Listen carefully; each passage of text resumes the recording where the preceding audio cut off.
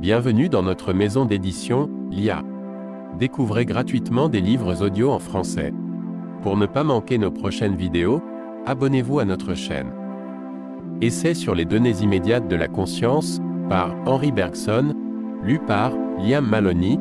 Pour améliorer votre expérience de lecture, vous pouvez activer le sous-titrage et ajuster la vitesse de lecture.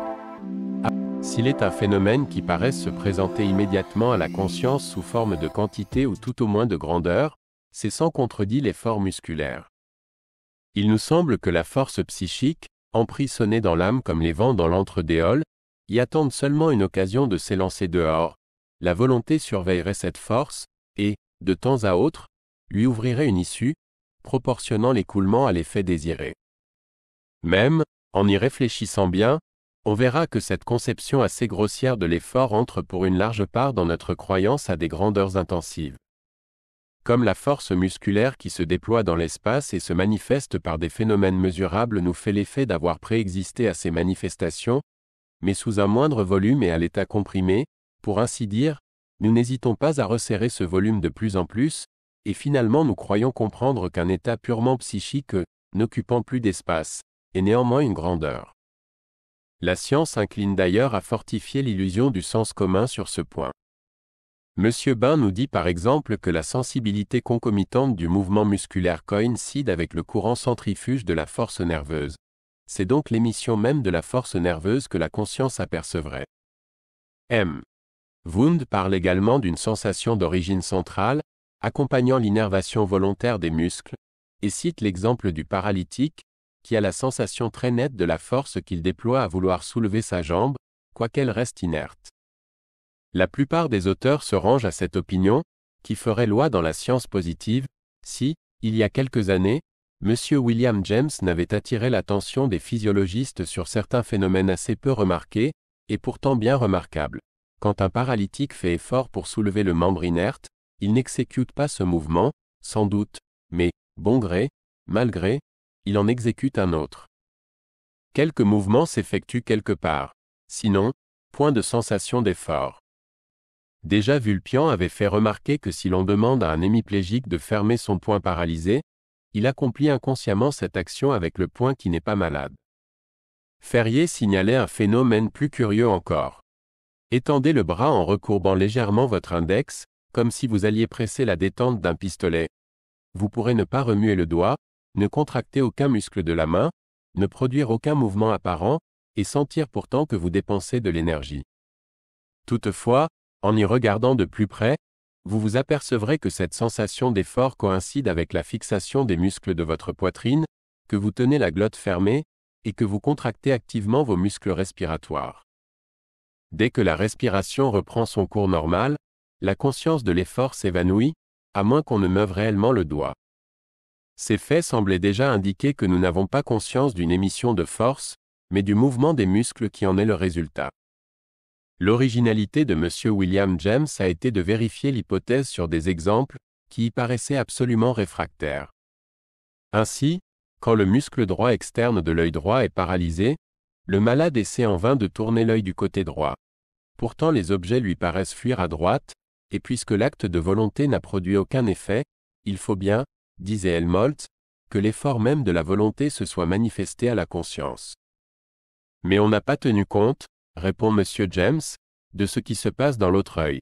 Celui-ci reste couvert pendant les expériences. Il se meut néanmoins, et l'on s'en convaincra sans peine. C'est ce mouvement de l'œil gauche, perçu par la conscience, qui nous donne la sensation d'effort, en même temps qu'il nous fait croire au mouvement des objets aperçus par l'œil droit. Ces observations, et d'autres analogues, conduisent M. James à affirmer que le sentiment de l'effort est centripète, et non pas centrifuge. Nous ne prenons pas conscience d'une force que nous lancerions dans l'organisme. Notre sentiment de l'énergie musculaire déployée est une sensation afférente complexe, qui vient des muscles contractés, des ligaments tendus, des articulations comprimées, de la poitrine fixée, de la glotte fermée, du sourcil froncé, des mâchoires serrées, bref, de tous les points de la périphérie où l'effort apporte une modification. Il ne nous appartient pas de prendre position dans le débat. Aussi bien, la question qui nous préoccupe n'est-elle pas de savoir si le sentiment de l'effort vient du centre ou de la périphérie, mais en quoi consiste au juste notre perception de son intensité?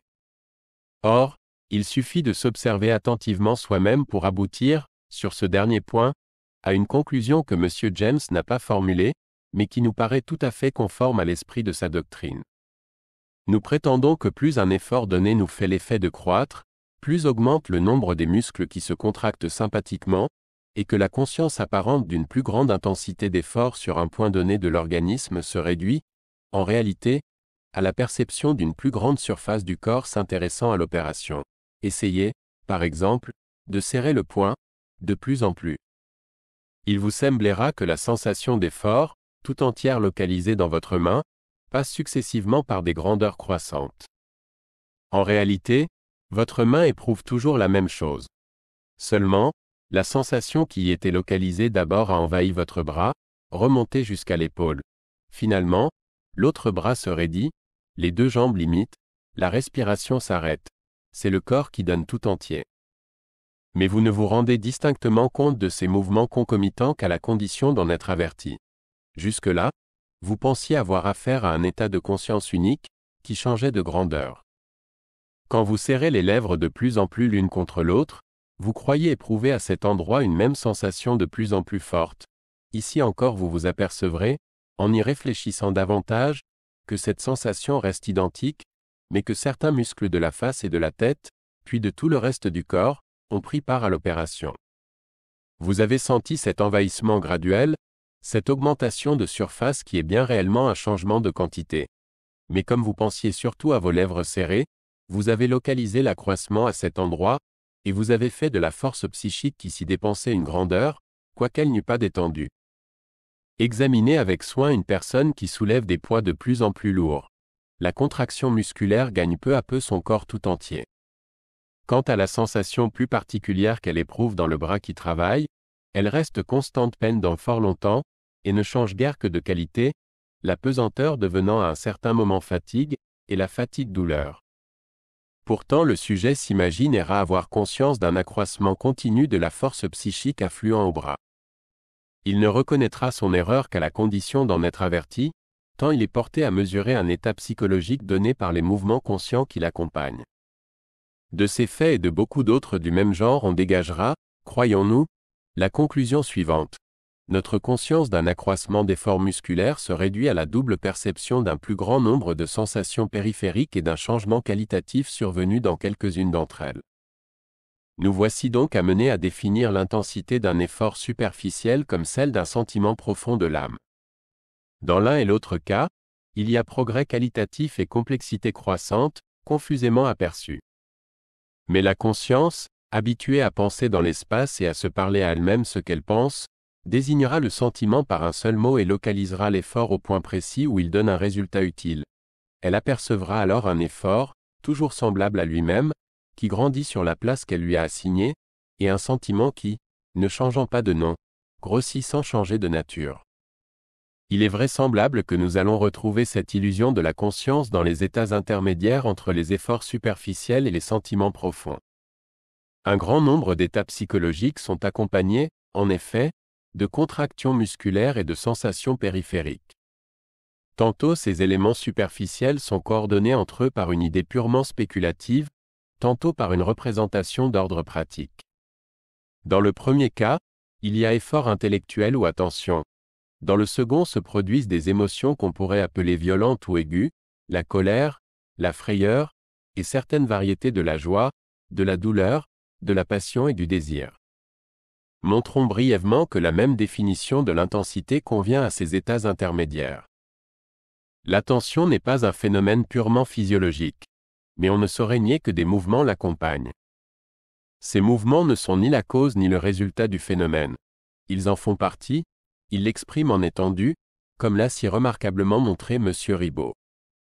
Déjà Fechner réduisait le sentiment de l'effort d'attention, dans un organe des sens, au sentiment musculaire, produit en mettant en mouvement, par une sorte d'action réflexe, les muscles qui sont en rapport avec les différents organes sensoriels. Il avait remarqué cette sensation très distincte de tension et de contraction de la peau de la tête, cette pression de dehors en dedans sur tout le crâne, que l'on éprouve quand on fait un grand effort pour se rappeler quelque chose. M. Ribot a étudié de plus près les mouvements caractéristiques de l'attention volontaire. L'attention, dit-il, contracte le frontal, ce muscle, tire à lui le sourcil, l'élève, et détermine des rides transversales sur le front. Dans les cas extrêmes, la bouche s'ouvre largement. Chez les enfants et chez beaucoup d'adultes, l'attention vive produit une protrusion des lèvres, une espèce de moue. Certes, il entrera toujours dans l'attention volontaire un facteur purement psychique, quand ce ne serait que l'exclusion, par la volonté, de toutes les idées étrangères à celles dont on désire s'occuper. Mais, une fois cette exclusion faite, nous croyons encore avoir conscience d'une tension croissante de l'âme, d'un effort immatériel qui grandit. Analysez cette impression, et vous n'y trouverez point autre chose que le sentiment d'une contraction musculaire qui gagne en surface ou change de nature, la tension devenant pression, fatigue, douleur. Or, nous ne voyons pas de différence essentielle entre l'effort d'attention et ce qu'on pourrait appeler l'effort de tension de l'âme, désir aigu, colère déchaînée, amour passionné, haine violente. Chacun de ces états se réduirait, croyons-nous, à un système de contraction musculaire coordonné par une idée. Mais dans l'attention, c'est l'idée plus ou moins réfléchie de connaître. Dans l'émotion, l'idée irréfléchie d'agir. L'intensité de ces émotions violentes ne doit donc point être autre chose que la tension musculaire qui les accompagne. Darwin a remarquablement décrit les symptômes physiologiques de la fureur. Les battements du cœur s'accélèrent. La face rougit ou prend une pâleur cadavérique. La respiration est laborieuse. La poitrine se soulève. Les narines frémissantes se dilatent. Souvent le corps entier tremble. La voix s'altère. Les dents se serrent ou se frottent les unes contre les autres, et le système musculaire est généralement excité à quelque acte violent, presque frénétique. Les gestes représentent plus ou moins parfaitement l'acte de frapper ou de lutter contre un ennemi. Nous n'irons point jusqu'à soutenir, avec M. William James, que l'émotion de la fureur se réduise à la somme de ses sensations organiques. Il entrera toujours dans la colère un élément psychique irréductible, quand ce ne serait que cette idée de frapper ou de lutter dont parle Darwin, idée qui imprime à tant de mouvements divers une direction commune. Mais si cette idée détermine la direction de l'état émotionnel et l'orientation des mouvements concomitants, l'intensité croissante de l'état lui-même n'est point autre chose, croyons-nous, que l'ébranlement de plus en plus profond de l'organisme, ébranlement que la conscience mesure sans peine par le nombre et l'étendue des surfaces intéressées. En vain on alléguera qu'il y a des fureurs contenues, et d'autant plus intenses. C'est que là où l'émotion se donne libre carrière, la conscience ne s'arrête pas aux détails des mouvements concomitants. Elle s'y arrête au contraire, elle se concentre sur eux quand elle vise à les dissimuler. Éliminer enfin toute trace d'ébranlement organique, toute velléité de contraction musculaire. Il ne restera de la colère qu'une idée, ou, si vous tenez encore à en faire une émotion, vous ne pourrez lui assigner d'intensité. Une frayeur intense, dit Herbert Spencer, s'exprime par des cris, des efforts pour se cacher ou s'échapper, des palpitations et du tremblement. Nous allons plus loin, et nous soutenons que ces mouvements font partie de la frayeur même. Par eux la frayeur devient une émotion, susceptible de passer par des degrés différents d'intensité. Supprimez-les entièrement, et à la frayeur plus ou moins intense succédera une idée de frayeur, la représentation toute intellectuelle d'un danger qu'il importe d'éviter. Il y a aussi une acuité de joie et de douleur, de désir, d'aversion et même de honte, dont on trouverait la raison d'être dans les mouvements de réaction automatique que l'organisme commence, et que la conscience perçoit. L'amour, dit Darwin, fait battre le cœur, accélérer la respiration, rougir le visage. L'aversion se marque par des mouvements de dégoût que l'on répète, sans y prendre garde, quand on pense à l'objet détesté. On rougit, on crispe involontairement les doigts quand on éprouve de la honte, fût-elle rétrospective. L'acuité de ces émotions s'évalue au nombre et à la nature des sensations périphériques qui les accompagnent. Peu à peu, et à mesure que l'état émotionnel perdra de sa violence pour gagner en profondeur, les sensations périphériques céderont la place à des éléments internes, ce ne seront plus nos mouvements extérieurs, mais nos idées, nos souvenirs, nos états de conscience en général qui s'orienteront, en plus ou moins grand nombre, dans une direction déterminée. Il n'y a donc pas de différence essentielle, au point de vue de l'intensité, entre les sentiments profonds, dont nous parlions au début de cette étude, et les émotions aiguës ou violentes que nous venons de passer en revue. Dire que l'amour, la haine, le désir gagnent en violence, c'est exprimer qu'ils se projettent au dehors, qu'ils rayonnent à la surface, que les éléments internes se substituent des sensations périphériques. Mais superficiels ou profonds, violents ou réfléchis, l'intensité de ces sentiments consiste toujours dans la multiplicité des états simples que la conscience y démêle confusément. Nous nous sommes bornés jusqu'ici à des sentiments et à des efforts, états complexes, et dont l'intensité ne dépend pas absolument d'une cause extérieure. Mais les sensations nous apparaissent comme des états simples. En quoi consistera leur grandeur? L'intensité de ces sensations varie comme la cause extérieure dont elles passent pour être l'équivalent conscient. Comment expliquer l'invasion de la quantité dans un effet inextensif, et cette fois indivisible? Pour répondre à cette question, il faut d'abord distinguer entre les sensations dites affectives et les sensations représentatives. Sans doute on passe graduellement des unes aux autres, sans doute il entre un élément affectif dans la plupart de nos représentations simples. Mais rien n'empêche de le dégager, et de rechercher séparément en quoi consiste l'intensité d'une sensation affective, plaisir ou douleur. Peut-être la difficulté de ce dernier problème tient-elle surtout à ce qu'on ne veut pas voir dans l'état affectif autre chose que l'expression consciente d'un ébranlement organique, ou le retentissement interne d'une cause extérieure. On remarque qu'à un plus grand ébranlement nerveux correspond généralement une sensation plus intense. Mais comme ces ébranlements sont inconscients en tant que mouvement puisqu'ils prennent pour la conscience l'aspect d'une sensation qui ne leur ressemble guère, on ne voit pas comment ils transmettraient à la sensation quelque chose de leur propre grandeur. Car il n'y a rien de commun, nous le répétons, entre des grandeurs superposables telles que des amplitudes de vibration, par exemple, et des sensations qui n'occupent point d'espace. Si la sensation plus intense nous paraît contenir la sensation de moindre intensité, si elle revêt pour nous, comme l'ébranlement organique lui-même, la forme d'une grandeur, c'est vraisemblablement qu'elle conserve quelque chose de l'ébranlement physique auquel elle correspond. Et elle n'en conservera rien si elle n'est que la traduction consciente d'un mouvement de molécules. Car précisément parce que ce mouvement se traduit en sensation de plaisir ou de douleur, il demeure inconscient en tant que mouvement moléculaire. Mais on pourrait se demander si le plaisir et la douleur, au lieu d'exprimer seulement ce qui vient de se passer ou ce qui se passe dans l'organisme, comme on le croit d'ordinaire, n'indiqueraient pas aussi ce qui va s'y produire, ce qui tend à s'y passer. Il semble en effet assez peu vraisemblable que la nature, si profondément utilitaire, ait assigné ici à la conscience la tâche toute scientifique de nous renseigner sur le passé ou le présent, qui ne dépendent plus de nous. Il faut remarquer en outre qu'on s'élève par degrés insensibles des mouvements automatiques aux mouvements libres, et que ces derniers diffèrent surtout des précédents en ce qu'ils nous présentent, entre l'action extérieure qui en est l'occasion et la réaction voulue qui s'ensuit, une sensation affective intercalée. On pourrait même concevoir que toutes nos actions fussent automatiques, et l'on connaît d'ailleurs une infinie variété d'êtres organisés chez qui une excitation extérieure engendre une réaction déterminée sans passer par l'intermédiaire de la conscience.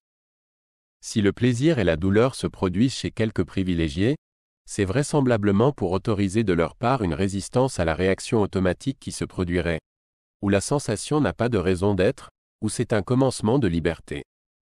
Mais comment nous permettrait-elle de résister à la réaction qui se prépare si elle ne nous en faisait connaître la nature par quelques signes précis?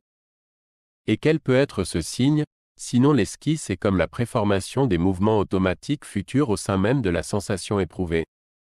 L'état affectif ne doit donc pas correspondre seulement aux ébranlements, mouvements ou phénomènes physiques qui ont été, mais encore et surtout à ceux qui se préparent, à ceux qui voudraient être. Il est vrai qu'on ne voit pas d'abord comment cette hypothèse simplifie le problème.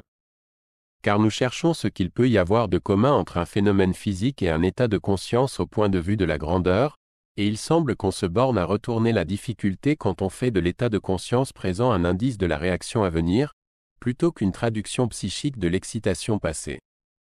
La différence est considérable cependant entre les deux hypothèses. Car les ébranlements moléculaires dont on parlait tout à l'heure étaient nécessairement inconscients, puisque rien ne pouvait subsister de ces mouvements eux-mêmes dans la sensation qui les traduisait. Mais les mouvements automatiques qui tendent à suivre l'excitation subie, et qui en constitueraient le prolongement naturel, sont vraisemblablement conscients en tant que mouvement. Ou bien alors la sensation elle-même, dont le rôle est de nous inviter à un choix entre cette réaction automatique et d'autres mouvements possibles, n'aurait aucune raison d'être. L'intensité des sensations affectives ne serait donc que la conscience que nous prenons des mouvements involontaires qui commencent, qui se dessinent en quelque sorte dans ces états, et qui auraient suivi leur libre cours si la nature eût fait de nous des automates, et non des êtres conscients. Si ce raisonnement est fondé, on ne devra pas comparer une douleur d'intensité croissante à une note de la gamme qui deviendrait de plus en plus sonore, mais plutôt à une symphonie, où un nombre croissant d'instruments se ferait entendre. Au sein de la sensation caractéristique, qui donne le ton à toutes les autres, la conscience démêlera une multiplicité plus ou moins considérable de sensations émanant des différents points de la périphérie, contractions musculaires, mouvements organiques de tout genre. Le concert de ces états psychiques élémentaires exprime les exigences nouvelles de l'organisme, en présence de la nouvelle situation qui lui est faite. En d'autres termes, nous évaluons l'intensité d'une douleur à l'intérêt qu'une partie plus ou moins grande de l'organisme veut bien y prendre. M. Richet a observé qu'on rapportait son mal à un endroit d'autant plus précis que la douleur est plus faible. Si elle devient plus intense, on la rapporte à tout le membre malade. Et il conclut en disant que la douleur s'irradie d'autant plus qu'elle est plus intense. Nous croyons qu'il faut retourner cette proposition, et définir précisément l'intensité de la douleur par le nombre et l'étendue des parties du corps qui sympathisent avec elle et réagissent, au vu et su de la conscience. Il suffira, pour s'en convaincre, de lire la remarquable description que le même auteur a donnée du dégoût. Si l'excitation est faible, il peut n'y avoir ni nausée ni vomissement. Si l'excitation est plus forte, au lieu de se limiter au pneumogastrique, elle s'irradie et porte sur presque tout le système de la vie organique. La face pâlit, les muscles lisses de la peau se contractent, la peau se couvre d'une sueur froide, le cœur suspend ses battements. En un mot, il y a perturbation organique générale consécutive à l'excitation de la moelle allongée, et cette perturbation est l'expression suprême du dégoût. Mais n'en est-elle que l'expression? En quoi consistera donc la sensation générale de dégoût, sinon dans la somme de ces sensations élémentaires?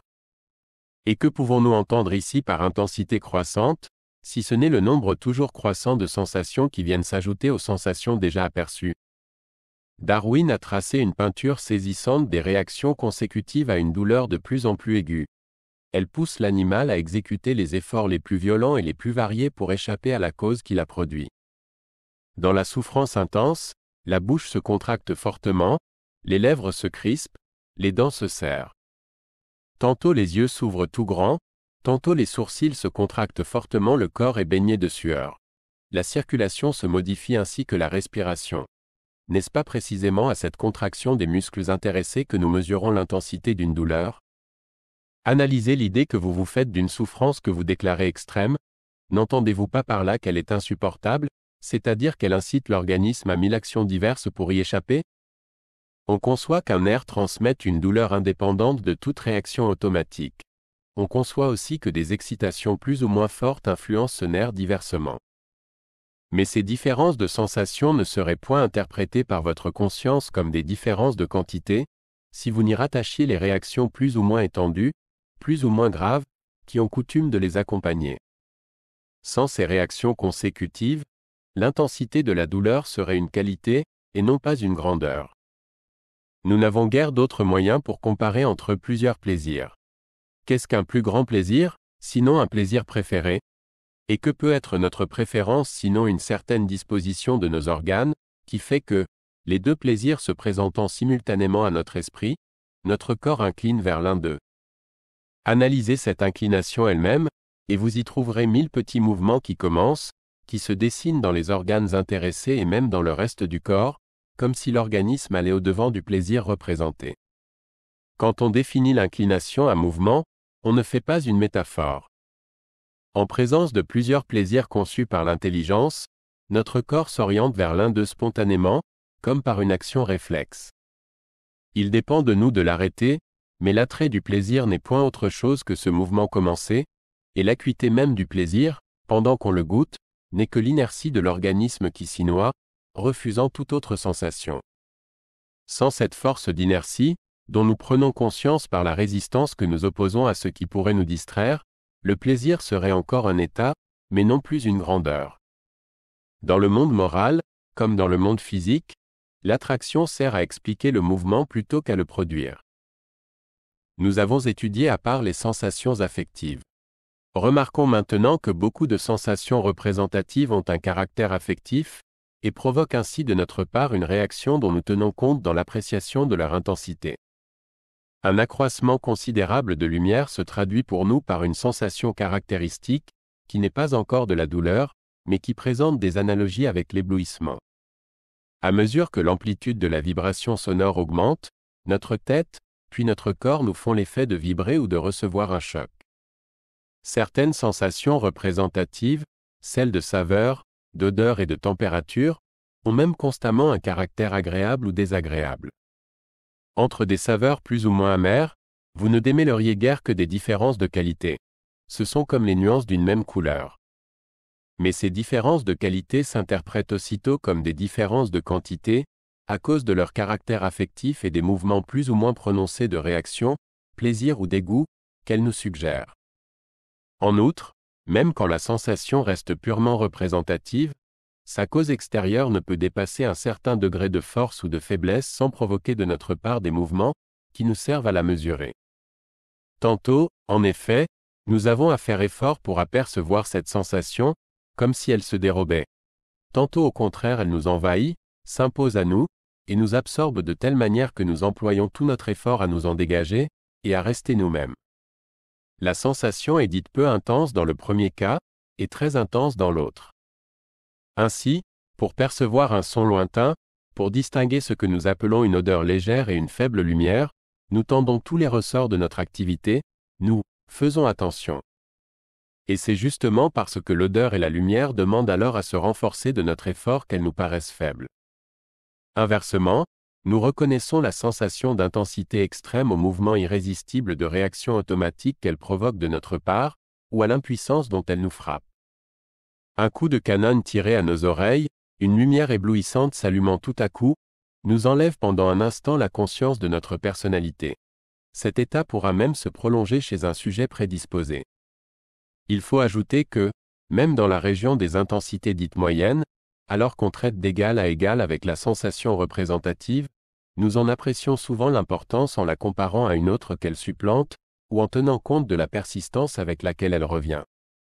Ainsi le tic-tac d'une montre paraît plus sonore pendant la nuit, parce qu'il absorbe sans peine une conscience presque vide de sensations et d'idées. Des étrangers, conversant entre eux dans une langue que nous ne comprenons point, nous font l'effet de parler très haut, parce que leurs paroles, n'évoquant plus d'idées dans notre esprit, éclatent au milieu d'une espèce de silence intellectuel, et accaparent notre attention comme le tic-tac d'une montre pendant la nuit. Toutefois, avec ces sensations dites moyennes, nous abordons une série d'états psychiques dont l'intensité doit avoir une signification nouvelle. Car, la plupart du temps, l'organisme ne réagit guère, du moins d'une manière apparente. Et pourtant nous érigeons encore en grandeur une hauteur de son, une intensité de lumière, une saturation de couleur. Sans doute l'observation minutieuse de ce qui se passe dans l'ensemble de l'organisme quand nous entendons telle ou telle note, quand nous percevons telle ou telle couleur, nous réserve plus d'une surprise. Monsieur Ch. Ferré n'a-t-il pas montré que toute sensation est accompagnée d'une augmentation de force musculaire, mesurable au dynamomètre? Toutefois cette augmentation ne frappe guère la conscience et si l'on réfléchit à la précision avec laquelle nous distinguons les sons et les couleurs, voire les poids et les températures, on devinera sans peine qu'un nouvel élément d'appréciation doit entrer ici en jeu. La nature de cet élément est d'ailleurs aisée à déterminer. À mesure, en effet, qu'une sensation perd son caractère affectif pour passer à l'état de représentation, les mouvements de réaction qu'elle provoquait de notre part tendent à s'effacer, mais aussi nous apercevons l'objet extérieur qui en est la cause, ou, si nous ne l'apercevons pas, nous l'avons aperçu, et nous y pensons. Or, cette cause est extensive et par conséquent mesurable. Une expérience de tous les instants, qui a commencé avec les premières lueurs de la conscience et qui se poursuit pendant notre existence entière, nous montre une nuance déterminée de la sensation répondant à une valeur déterminée de l'excitation. Nous associons alors à une certaine qualité de l'effet l'idée d'une certaine quantité de la cause. Et, finalement, comme il arrive pour toute perception acquise, nous mettons l'idée dans la sensation, la quantité de la cause dans la qualité de l'effet. À ce moment précis, l'intensité, qui n'était qu'une certaine nuance ou qualité de la sensation, devient une grandeur. On se rendra facilement compte de ce processus en tenant une épingle dans la main droite, par exemple, et en se piquant de plus en plus profondément la main gauche. Vous sentirez d'abord comme un chatouillement, puis un contact auquel succède une piqûre, ensuite une douleur localisée en un point, enfin une irradiation de cette douleur dans la zone environnante. Et plus vous y réfléchirez, plus vous verrez que ce sont là autant de sensations qualitativement distinctes, autant de variétés d'une même espèce. Pourtant vous parliez d'abord d'une seule et même sensation de plus en plus envahissante, d'une piqûre de plus en plus intense. C'est que, sans y prendre garde, vous localisiez dans la sensation de la main gauche, qui est piquée, l'effort progressif de la main droite qui la pique. Vous introduisiez ainsi la cause dans les faits, et vous interprétiez inconsciemment la qualité en quantité, l'intensité en grandeur. Il est aisé de voir que l'intensité de toute sensation représentative doit s'entendre de la même manière. Les sensations de son nous présentent des degrés bien accusés d'intensité. Nous avons déjà dit qu'il fallait tenir compte du caractère affectif de ces sensations, de la secousse reçue par l'ensemble de l'organisme. Nous avons montré qu'un son très intense est celui qui absorbe notre attention, qui supplante tous les autres. Mais faites abstraction du choc, de la vibration bien caractérisée que vous ressentez parfois dans la tête ou même dans tout le corps. Faites abstraction de la concurrence que se font entre eux les sons simultanés. Que restera-t-il, sinon une indéfinissable qualité du son entendu? Seulement, cette qualité s'interprète aussitôt en quantité, parce que vous l'avez 1000 fois obtenue vous-même en frappant un objet, par exemple, et en fournissant par là une quantité déterminée d'efforts. Vous savez aussi jusqu'à quel point vous auriez à enfler votre voix pour produire un son analogue, et l'idée de cet effort se présente instantanément à votre esprit quand vous érigez l'intensité du son en grandeur. Wundt a attiré l'attention sur les liaisons toutes particulières de filets nerveux vocaux et auditifs qui s'effectuent dans le cerveau humain. N'a-t-on pas dit qu'entendre, c'est se parler à soi-même? Certains névropathes ne peuvent assister à une conversation sans remuer les lèvres. Ce n'est là qu'une exagération de ce qui se passe chez chacun de nous. Comprendrait-on le pouvoir expressif ou plutôt suggestif de la musique, si l'on n'admettait pas que nous répétons intérieurement les sons entendus, de manière à nous replacer dans l'état psychologique d'où ils sont sortis, état original, qu'on ne saurait exprimer, mais que les mouvements adoptés par l'ensemble de notre corps nous suggèrent. Quand nous parlons de l'intensité d'un son de force moyenne comme d'une grandeur, nous faisons donc surtout allusion au plus ou moins grand effort que nous aurions à fournir pour nous procurer à nouveau la même sensation auditive. Mais, à côté de l'intensité, nous distinguons une autre propriété caractéristique du son, la hauteur. Les différences de hauteur, telles que notre oreille les perçoit, sont-elles des différences quantitatives? Nous accordons qu'une acuité supérieure de son évoque l'image d'une situation plus élevée dans l'espace. Mais suit-il de là que les notes de la gamme, en tant que sensation auditive, diffèrent autrement que par la qualité? Oubliez ce que la physique vous a appris, examinez avec soin l'idée que vous avez d'une note plus ou moins haute, et dites si vous ne pensez pas tout simplement au plus ou moins grand effort que le muscle tenseur de vos cordes vocales aurait à fournir pour donner la note à son tour.